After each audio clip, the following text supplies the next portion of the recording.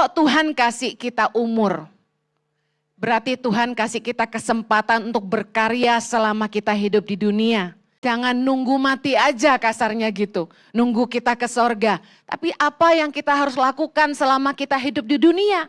Kita harus jadi garam dan terang bagi dunia ini. Untuk menjadi berguna, kita harus mengerti fungsi dan posisi kita di dunia ini. Orang kalau mau hidupnya berguna, dia mesti ngerti fungsi dan posisinya.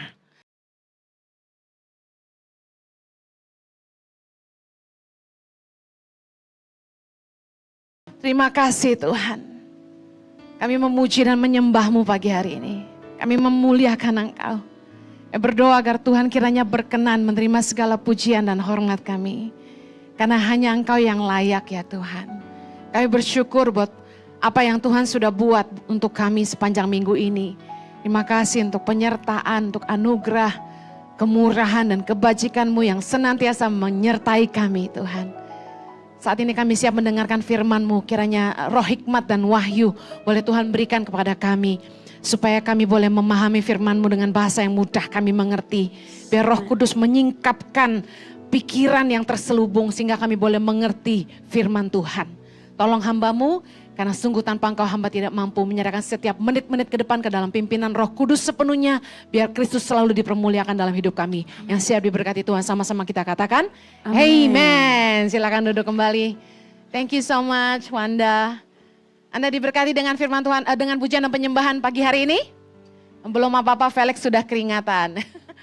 Saya ingin menyapa juga jemaat yang streaming online di rumah, dimanapun Anda berada. Saya berdoa Anda juga diberkati, sama seperti kami di tempat ini. Pagi hari ini saya akan menyampaikan firman Tuhan dengan tema hamba yang berguna. Impact Community Indonesia mengambil tema tentang melayani untuk bulan Mei. Dan hari ini saya ingin sampaikan tentang hamba yang berguna. Matius 5 ayat 13, kita baca sama-sama. Kamu adalah garam dunia. Jika garam itu menjadi tawar, dengan apakah ia diasinkan? Tidak ada lagi gunanya selain dibuang dan diinjak orang. Katakan, amin. Katakan, saya garam dunia. Saya harus memberi rasa. Sebagai hamba-hamba Tuhan, hidup kita harus berguna di dunia ini. Amin. Kalau Tuhan kasih kita umur, berarti Tuhan kasih kita kesempatan untuk berkarya selama kita hidup di dunia. Minggu lalu Pastor Jojo khotbah, kita jangan nunggu mati aja kasarnya gitu. Nunggu kita ke sorga. Tapi apa yang kita harus lakukan selama kita hidup di dunia? Kita harus jadi garam dan terang bagi dunia ini. Yang mau katakan amin. Untuk menjadi berguna, kita harus mengerti fungsi dan posisi kita di dunia ini. Tiba-tiba Tuhan buka pemikiran saya. Orang kalau mau hidupnya berguna, dia mesti ngerti fungsi dan posisinya. Yang pertama kita bahas, kita hanya akan menjadi berguna ketika kita berada di tempat di mana kita bisa berfungsi dengan maksimal. Katakan amin. Saya kasih contoh yang sangat sederhana. Kita nggak akan menjadi berguna kalau kita nggak punya kekuatan untuk mengerjakan apa yang kita kerjakan. Saya bandingkan saya dengan Wanda saja ya, karena apa yang Anda sudah lihat. Orang akan bilang gini, Bu Heni saya lahir dengan multi talents, talenta yang banyak, keahlian yang banyak. Yang mana yang saya harus pakai untuk jadi berguna? Nah, saya lahir dengan talenta menyanyi. Wanda lahir dengan talenta menyanyi. Menurut Anda, siapa yang lebih maksimal? Saya tidak akan tersinggung, katakan saja. Siapa yang lebih maksimal? Wanda, thank you very much. Saya pernah cerita di khotbah saya yang dulu. Saya itu tidak ngerti tujuan hidup saya. Sehingga waktu saya sekolah Alkitab di Hillsong Bible College, saya mengambil jurusan Creative and Art, majoring in vocal. Malu-maluin Hillsong. Saya waktu itu melayani Tuhan di gereja sebagai pemimpin pujian. gembala juga mengangkat saya sebagai worship pastor di gereja. Tapi saya pikir itulah panggilan saya, ya. Bertahun-tahun saya menggeluti pelayanan itu dan tahu ada panggilan Tuhan dalam hidup saya.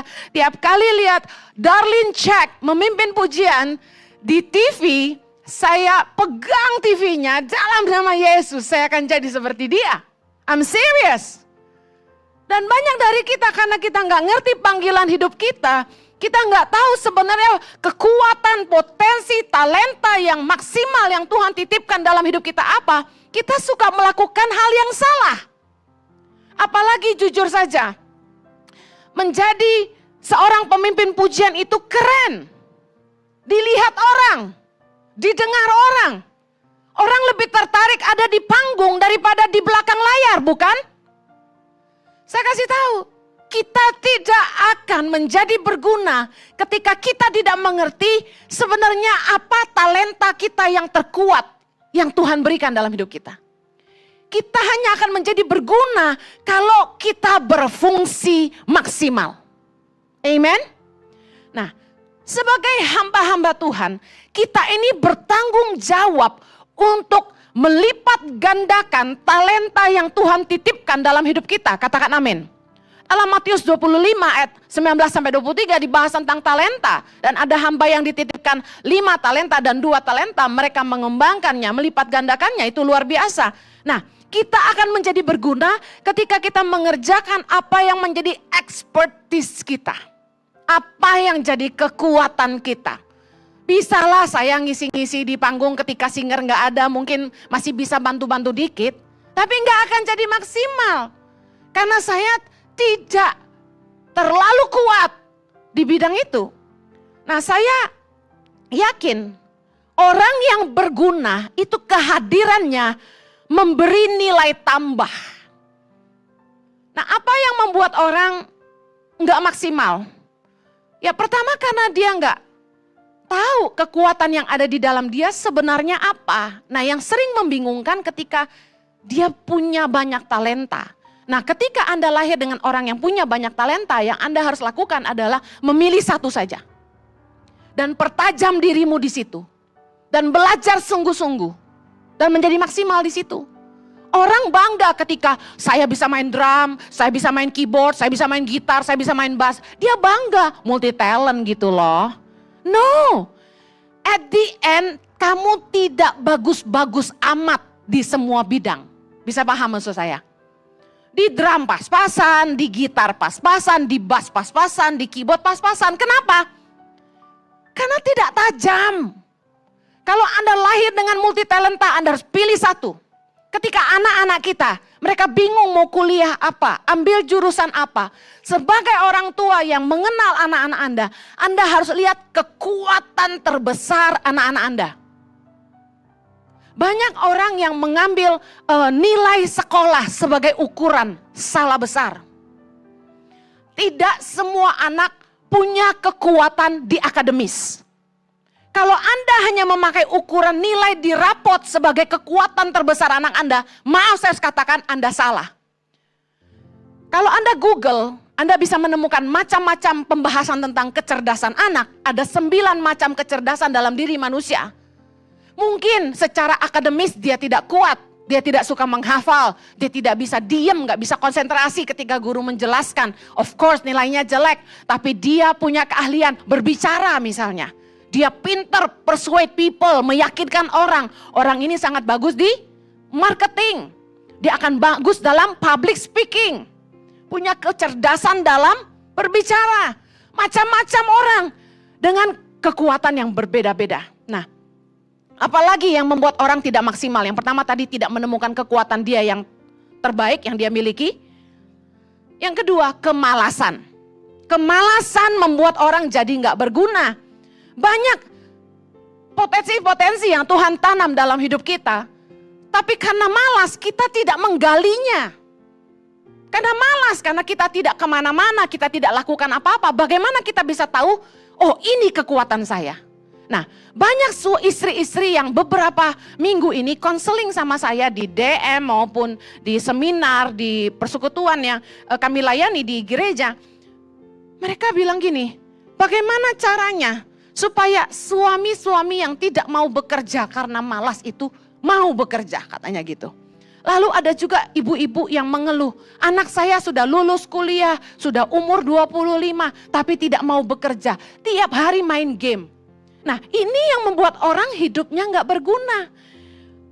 Suami gak mau kerja, anak yang sudah dewasa gak mau kerja. Hidup orang akan jadi tidak berguna, bahkan jadi beban bagi sesama ketika mereka malas. Lagi, pegawai yang sudah digaji tapi tidak mengerjakan tanggung jawabnya dengan maksimal. Itu beban buat perusahaan, liability. Orang sudah digaji harusnya kerja. Tapi karena mereka malas, mereka tidak maksimal, pakai jam kerja buat main HP terus, pakai jam kerja buat upload sosial media terus, ngobrol terus sama teman, bahasa Inggrisnya bladging around. Bukannya kerja malah ngobrol, ngumpet. Dulu waktu kita kerja di Australia, waktu sambil kuliah saya kerja, teman-teman saya suka ngumpet di changing room, ruang ganti pakaian. Kerja student sehari cuma 4 jam, dia ngumpet 2 jam.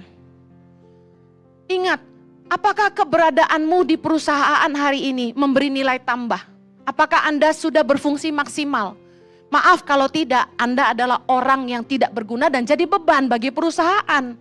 Karena perusahaan itu harus bisa nutup gaji Anda, plus operasional perusahaan, plus harus untung buat yang punya. Karena yang punya mungkin pinjam uang bank dan harus bayar bunga. Banyak pegawai tidak memikirkan itu. Males melayani customer kasar, tidak memberikan pelayanan yang terbaik. Yuk, saya rindu anak-anak Tuhan jadi berkat di marketplace. Jangan lagi orang lihat kita orang Kristen jadi batu sandungan. Mari menjadi orang yang berguna. Katakan, aku harus berfungsi maksimal. Yang kedua, kita akan menjadi berguna ketika kita berada di posisi yang tepat. Tempat di mana kita memang dibutuhkan di situ. Jangan kumpul sama orang-orang yang tidak membutuhkan Anda. Anda nggak akan jadi berguna. Cari tempat di mana Anda bisa berkontribusi dan kehadiranmu berarti. Apakah tempat pekerjaan hari ini di mana Anda berada, Anda memberi nilai tambah? Kalau tidak, mungkin Anda sebenarnya tidak malas. Anda bekerja dengan rajin tapi tidak maksimal. Nah, saya pernah lakukan ini. Saya pernah rotasi staf kami di Tangan Pengharapan. Saya lihat kok dia tidak maksimal di situ. Saya putar posisinya ke posisi lain. Karena kan di perusahaan misalnya di organisasi ada bagian-bagian, ada finance, ada partnership kalau kami ya, ada bagian reporting, ada editor dan macam-macam. Nah, saya pindahkan dia dari partnership ke bagian report. Di partnership tidak berbuah, gak berguna. Ya, report suka telat, partner suka komplain, tanda terima gak dikirim. Makanya donasi itu harus diinfokan ke call center Tangan Pengharapan supaya Anda terima tanda terima. Oh, saya nggak butuh tanda terima, perlu supaya staf kami bekerja dengan baik. Itu kewajiban. Kemudian laporan juga nggak dikirim. Saya lihat orang ini dirotasi di sini nggak berbuah, dirotasi di situ nggak berbuah, dirotasi di sana nggak berbuah. Ada orang-orang yang memang nggak maksimal hidupnya. Kita sudah coba bantu rotasi pun tidak berbuah. Nah, coba temukan kekuatan Anda yang sesungguhnya, itu bisa maksimal di mana? Contoh, Anda nggak akan lihat pohon kelapa ditanam di daerah yang bukan dekat dengan pantai. Betul? Kenapa? Bisa tumbuh nggak kira-kira kalau kita tanam di depan rumah kita? Pohon kelapa bisa? Bisa. Bisa aja ya, kalau tanahnya subur bisa. Maksimal nggak kira-kira? Enggak, buahnya nggak akan banyak. Entah kenapa kalau di daerah kepulauan yang banyak dikelilingi laut, pohon kelapa itu menjadi sangat manis. Menjadi sangat banyak. Ya, saya pergi ke Pulau Mentawai, Kepulauan Halmahera, itu kelapa terbanyak nih bagi yang pencari batok kelapa untuk arang ya. Untuk apa itu? Kopra. Itu Mentawai sama Maluku Utara, itu kelapanya banyak sekali. Nah, air kelapa termanis di mana?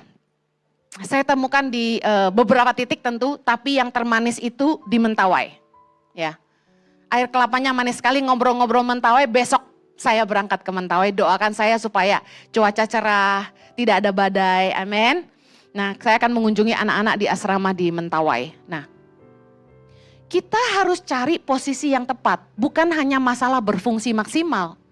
Kadang-kadang Anda mungkin terlalu besar untuk sebuah pot, bisa paham? Di Australia, tidak mudah untuk orang-orang yang punya gelar banyak untuk cari kerja. Kenapa?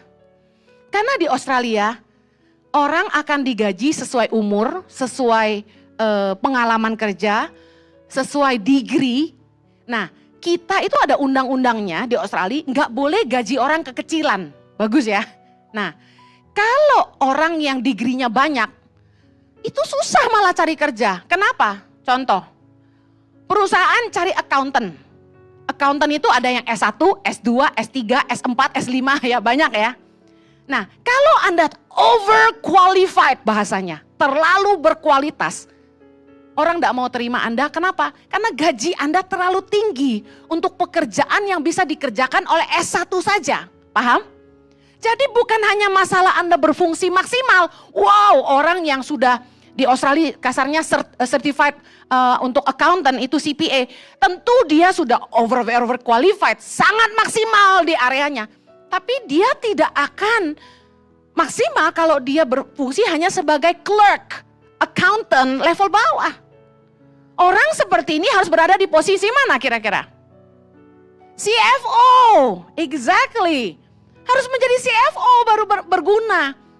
Tapi sama, secara potensi maksimal, secara posisi sudah benar. Tapi kalau dia malas, kerjanya jalan-jalan terus, gak kerja maksimal. Maksimal gak hidupnya? Enggak.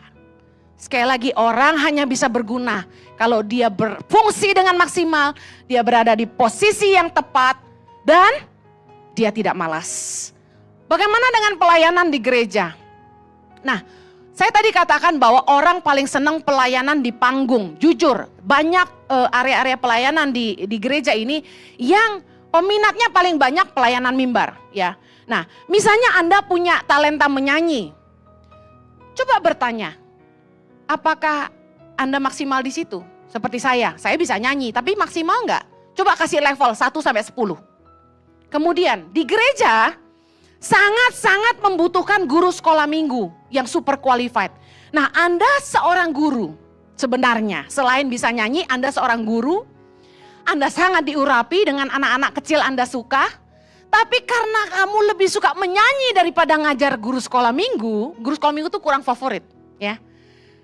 Nah, saya mau tanya, coba Anda di panggung ini levelmu 1 sampai 10 berapa? Kalau Anda di sekolah minggu yang tentu juga membutuhkan skill menyanyimu untuk mengajar anak-anak menyanyi, setuju? Levelnya 1 sampai 10 berapa? Kalau Anda mau jadi orang yang berguna, ini contoh ya.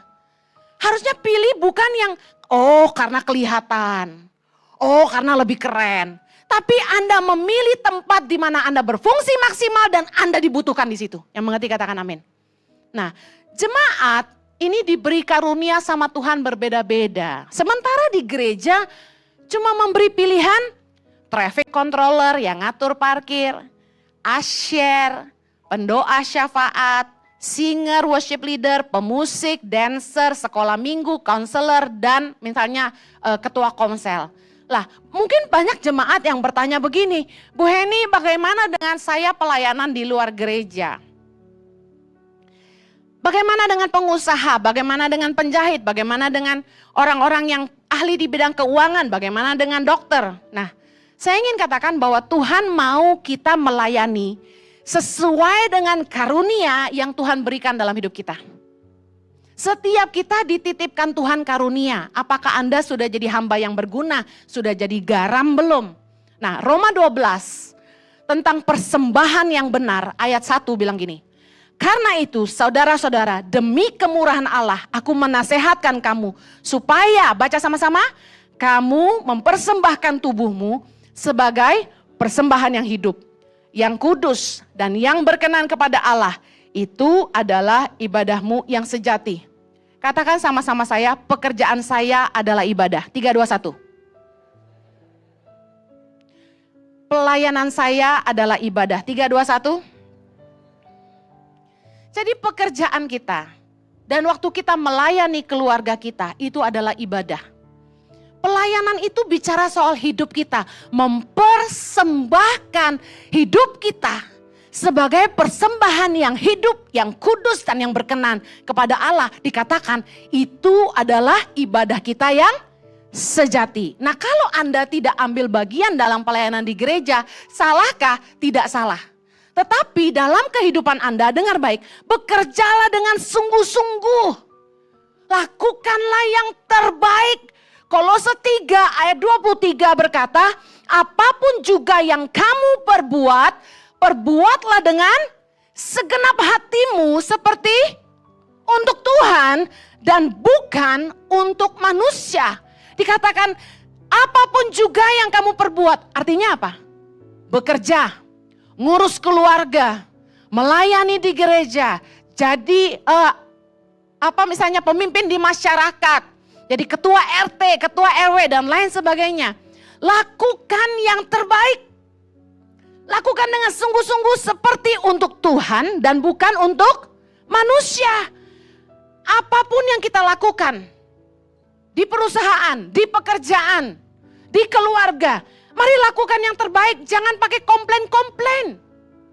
Ngurus anak marah-marah, masak marah-marah, komplain terus. Mari lakukan dengan sungguh-sungguh, seperti untuk Tuhan dan bukan untuk manusia. Orang gak suka hari Senin, kenapa? Karena mereka baru libur. Bangun pagi Senin tuh berat biasanya. Dan orang mulai bilang, I hate Monday. Orang gak suka kerja. Sih? Padahal pekerjaanmu adalah kesempatanmu berkarya dan menjadi berguna. Kalau Anda punya kerja, kalau Anda bisa punya usaha, Tuhan memberikan anugerah supaya Anda punya ladang untuk berkarya dan menjadi berguna. Orang yang nganggur, gak bikin apa-apa dengan hidupnya. Cuma makan, tidur, main WA, nonton YouTube, main game. Itu sampah bagi masyarakat. Beban bagi keluarga. Justru kita harus senang kalau kita bisa kerja.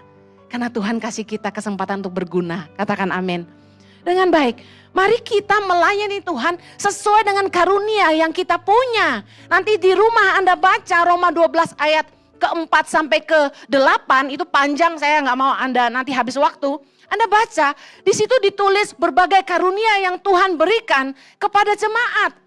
Ada yang punya karunia untuk bernubuat, melayani, mengajar, menasehati, membagi-bagikan sesuatu, memberi pimpinan, jadi leadership, kemudian menunjukkan kemurahan. Nah, semua keahlian, semua kecakapan yang kita miliki itu berasal dari Tuhan, katakan amin. Nah, Tuhan mau kita memakai keahlian yang Tuhan tanam dalam hati kita untuk melayani Dia. Mari kita lihat dalam Keluaran 36 ayat yang pertama. Keluaran 36 ayat yang pertama. Baca sama-sama. Demikianlah harus bekerja Bezaleel dan Aholiab dan setiap orang yang ahli yang telah dikaruniai Tuhan keahlian dan pengertian sehingga ia tahu melakukan segala macam pekerjaan untuk mendirikan tempat kudus tepat menurut yang diperintahkan Tuhan. Lalu Musa memanggil Bezaleel dan Aholiab dan setiap orang yang ahli yang dalam hatinya telah ditanam Tuhan keahlian, setiap orang yang tergerak hatinya untuk datang melakukan pekerjaan itu. Nah, saya ingin bahas ini. Ini enggak biasa di gereja, tapi saya mau katakan. Seringkali kita hanya terpaku kepada pelayanan yang sudah tersedia di gereja. Karena semua gereja lakukan itu, betul nggak? Asyir, mimpin pujian dan main musik dan lain sebagainya yang tadi saya sebutkan. Padahal karunia kita berbeda-beda bukan? Nah, karunia yang dari Tuhan, segala keahlian, kecakapan, pekerjaan yang kita punya, itu katanya harus kita bawa untuk melayani tempat kudus. Nah, harus disalurkan untuk melayani Tuhan dan menjadi berkat bagi sesama. Nah, gimana caranya? Pengen gak pelayanan? Nah, saya ajar. Harusnya kita datang, kita lihat gereja ini, kita bisa kontribusi apa ya untuk menjadi berkat untuk sesama dan untuk melayani Tuhan. Contoh, Anda seorang ahli expert dalam keuangan. Anda bekerja sebagai misalnya Certified Financial Advisor. Nah, apa yang Anda bisa kontribusi? Yuk bergabung dalam tim level up di bidang keuangan di ICI.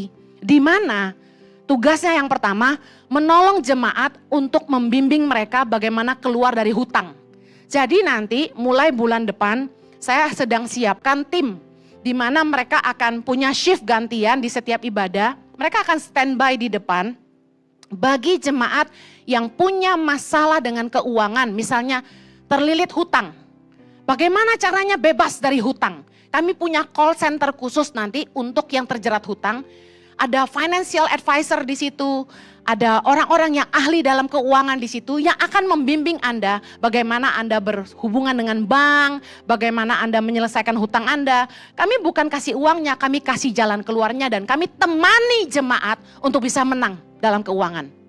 Kemudian Anda bisa mengajar pasangan-pasangan untuk mereka mengelola keuangan dalam rumah tangga. Kita bisa ngajarin keluarga-keluarga muda di sini.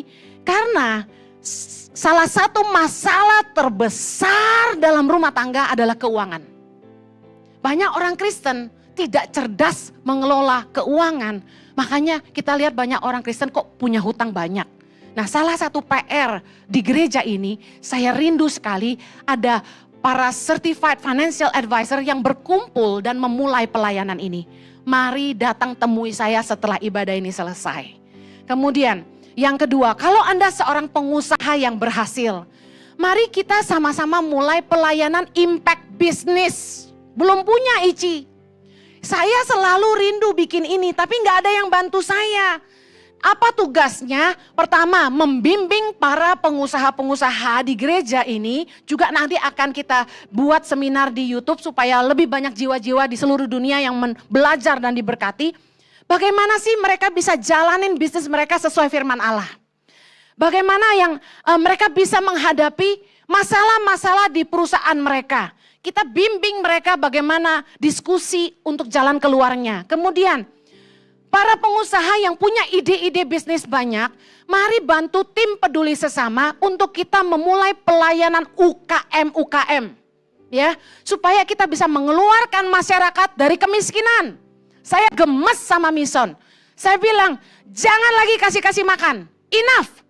Pandemi sudah berlalu, katakan amin. Saatnya bangkit lagi. Makanya saya bilang bikin hashtag bangkit lagi. Kami mulai bagi gerobak untuk tukang cireng, bagi etalase untuk warung-warung. Kita mulai bikin gerobak sampah buat bantuin tukang sampah yang mulung-mulung itu loh.